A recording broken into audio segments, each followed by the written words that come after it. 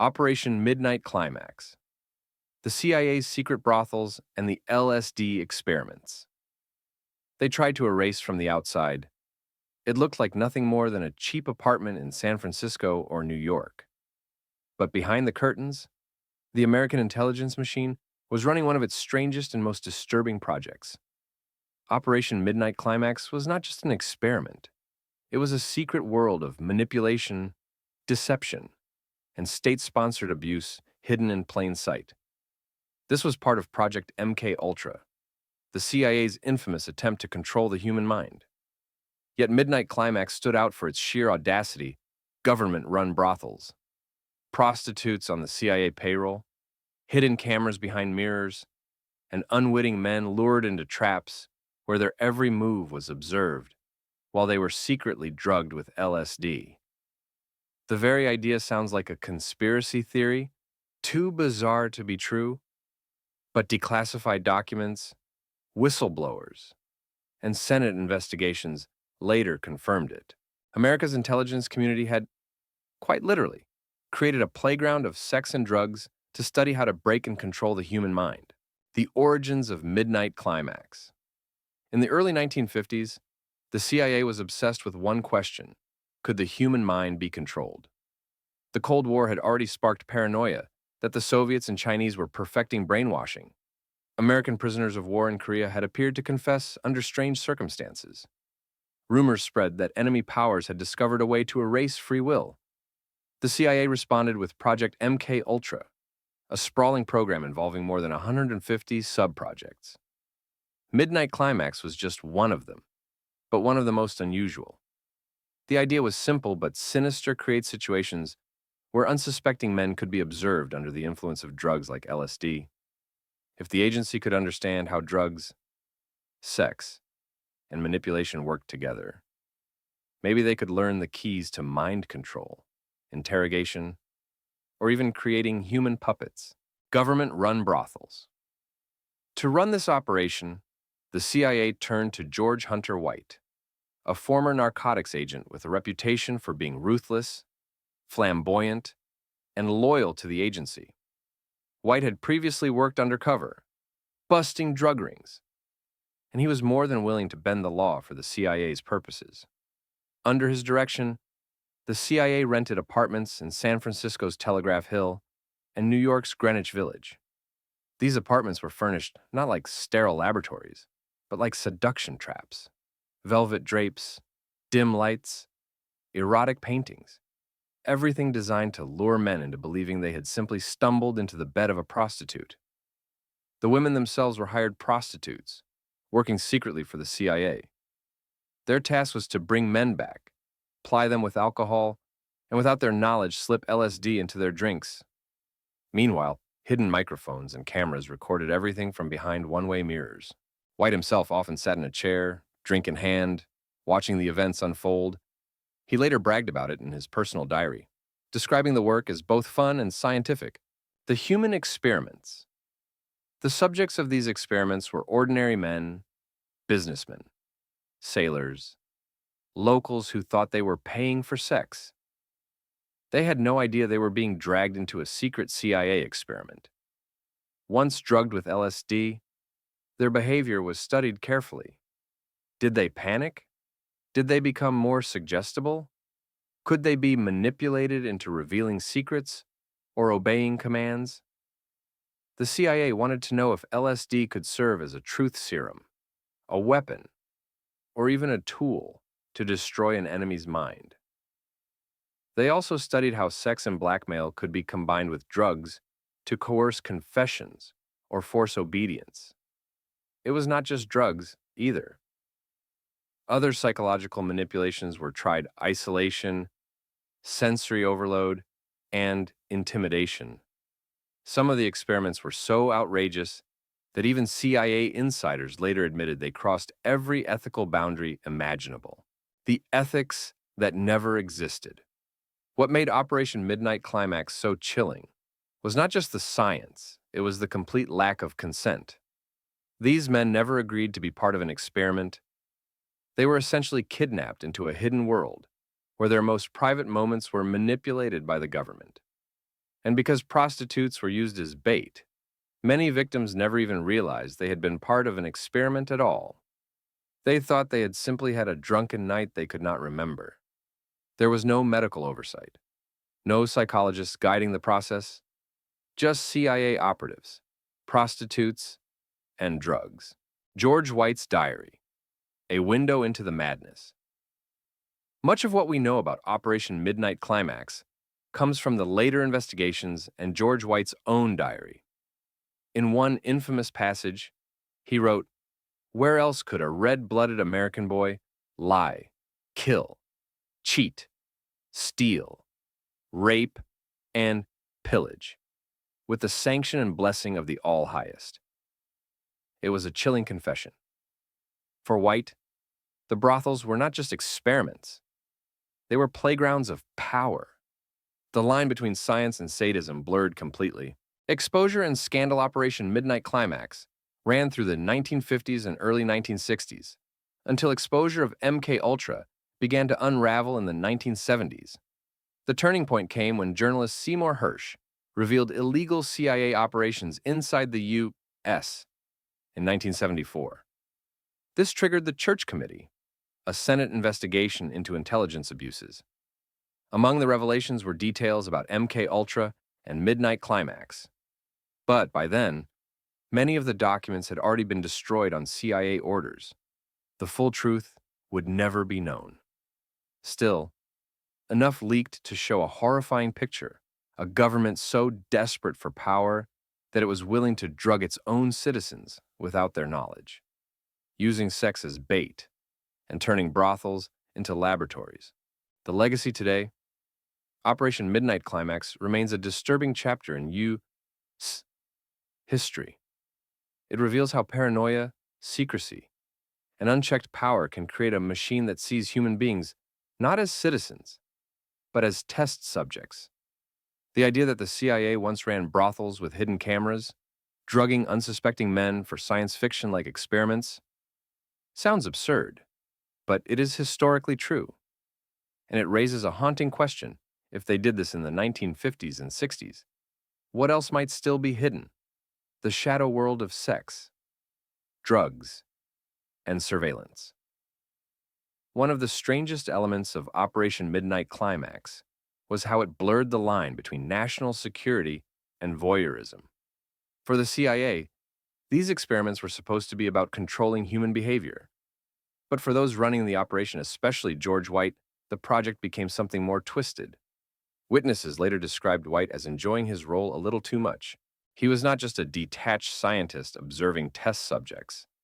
He often joined the prostitutes and guests in drinking sessions, sometimes under the influence himself, before retreating behind the one-way mirror to watch. The apartments were designed like dens of temptation.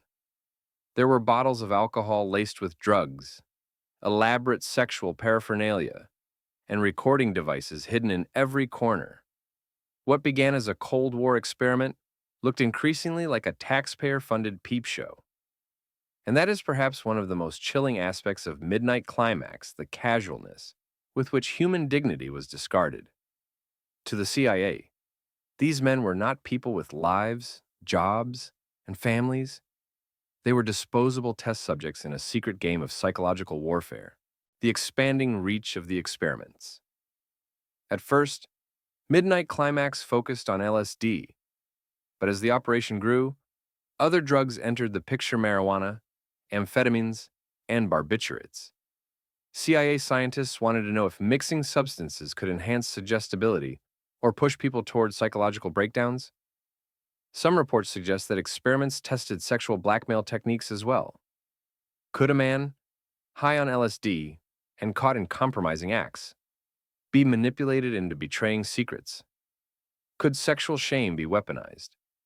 It is impossible to know the full extent, because so many records were destroyed in 1973 under orders from CIA Director Richard Helms. Yet fragments that survived suggest an extraordinary scope. Operation Midnight Climax was not just about science. It was about weaponizing the most intimate parts of human existence.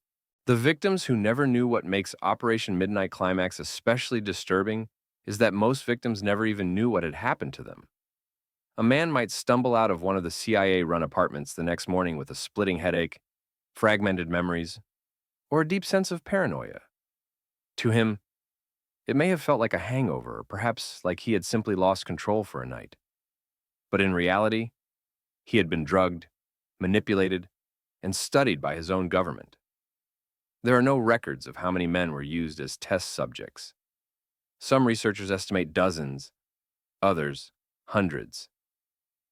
We may never know, and that is precisely what the CIA wanted: plausible deniability. Victims were chosen because they were unlikely to complain.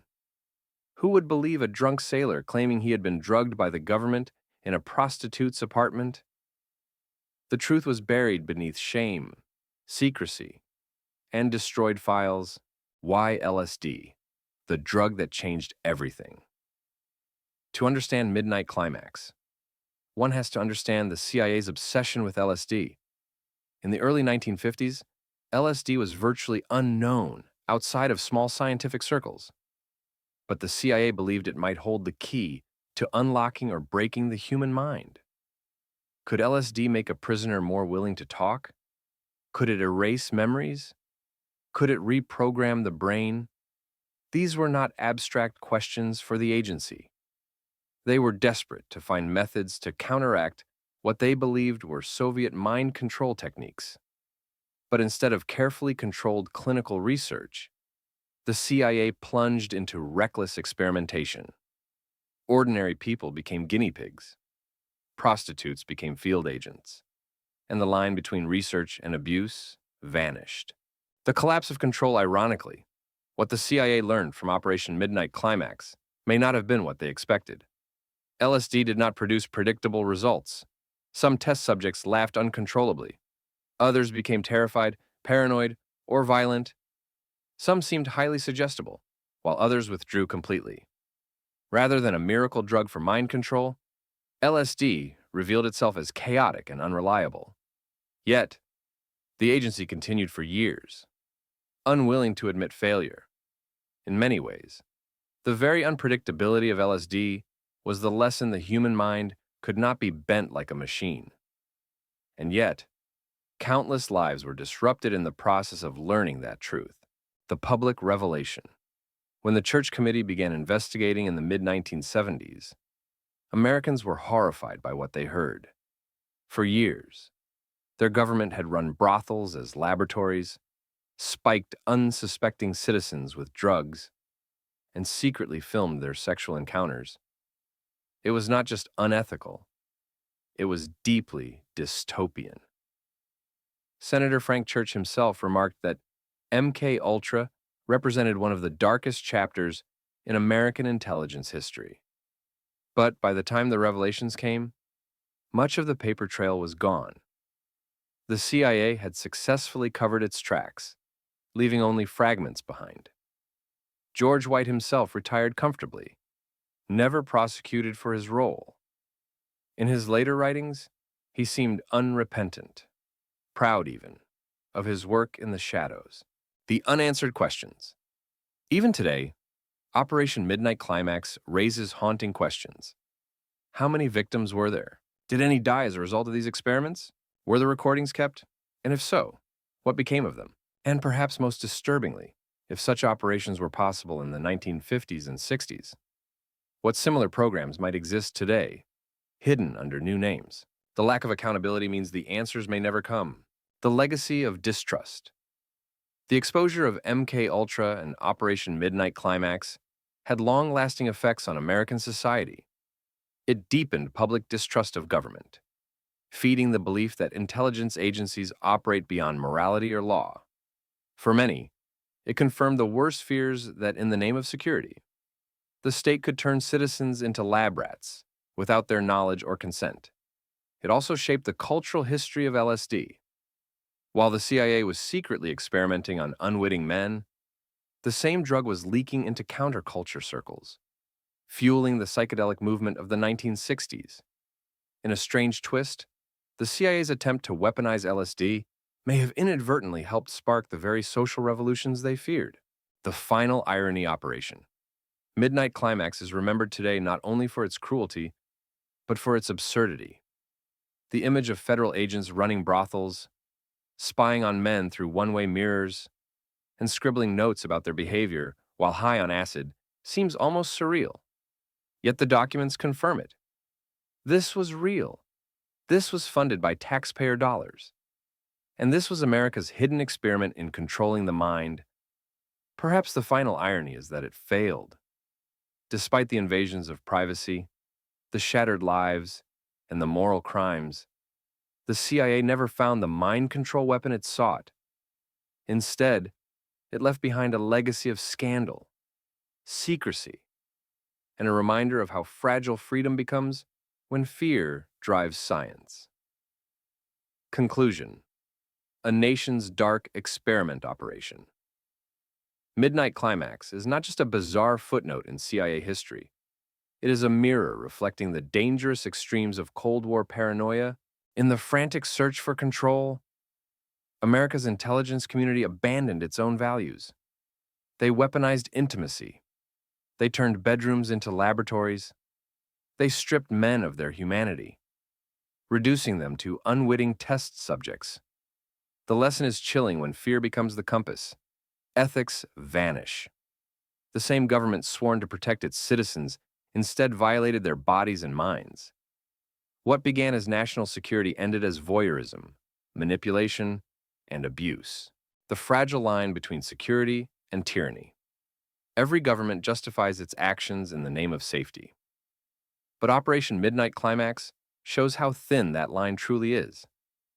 If the CIA could justify drugging unsuspecting men, recording their sexual encounters, and destroying their sanity, then what else could be rationalized?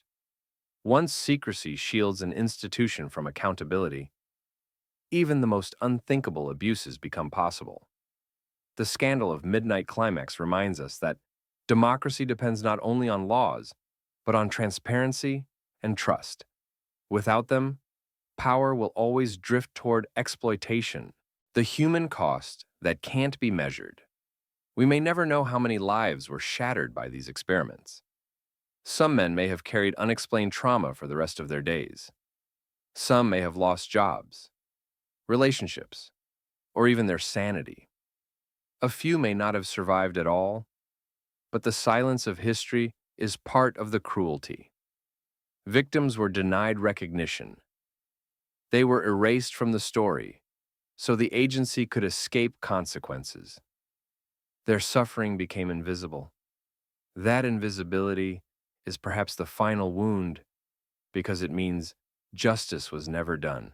Echoes in the present. Though Operation Midnight Climax officially ended decades ago, its shadow lingers.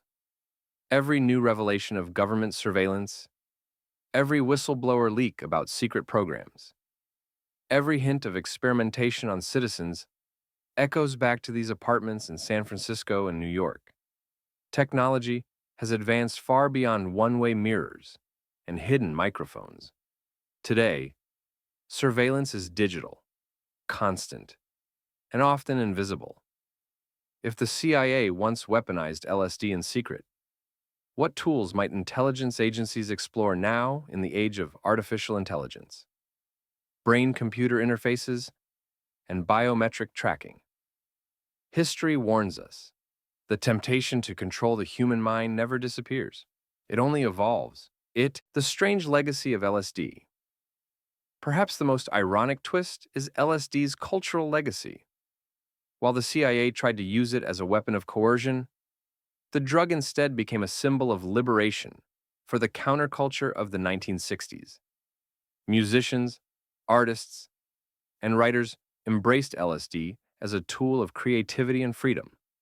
What the CIA saw as a path to domination, the youth of America saw as a path to self-discovery.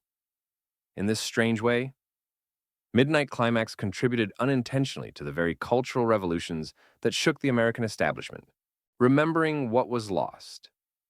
Ultimately, Operation Midnight Climax stands as a cautionary tale of secrecy unchecked. It asks us to remember that governments, even democracies, are capable of monstrous acts when fear silences accountability. It also reminds us of those who were silenced, the sailors, drifters, and ordinary men who walked unknowingly into a government trap and never knew why their lives unraveled. They remain nameless, faceless casualties of an invisible war. Their stories may never be told in full, but acknowledging the existence of Operation Midnight Climax is, in some sense, giving them back the dignity that was stolen. Final reflection. In the end, Operation Midnight Climax is not just history, it is a warning. It shows how easily science can be twisted into cruelty, how quickly security can become tyranny, and how casually human lives can be sacrificed when hidden behind the phrase national interest. The brothels of San Francisco may be gone. The one-way mirrors may have been dismantled. The LSD experiments may have stopped. But the lesson remains timeless: power without oversight breeds abuse. And perhaps the most haunting truth is this: if such an operation could exist in the shadows of the past, what shadows might still be hiding in the present?